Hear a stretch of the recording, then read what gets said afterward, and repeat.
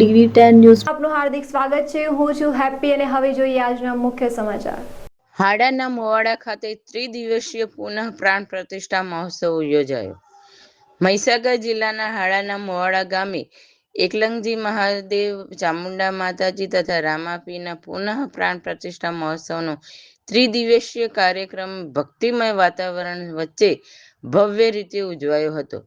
મહોત્સવના પ્રથમ દિવસે ગામના સમસ્ત સિસોદિયા પરિવાર દ્વારા ભવ્ય આયોજન કરવામાં આવ્યું હતું।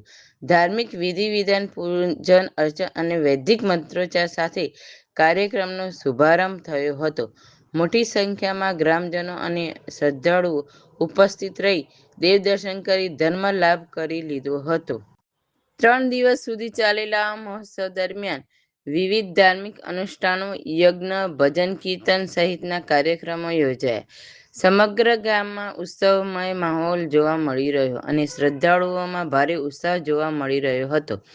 કાર્યક્રમના સફળ આયોજન માટે ગામના સમસ્ત સિસોદિયા પરિવારે તેમજ આયોજક મંડળે જહેમત ઉઠાવી હતી। રિપોર્ટર વીરભદ્ર સિસોદિયા, મહીસાગર।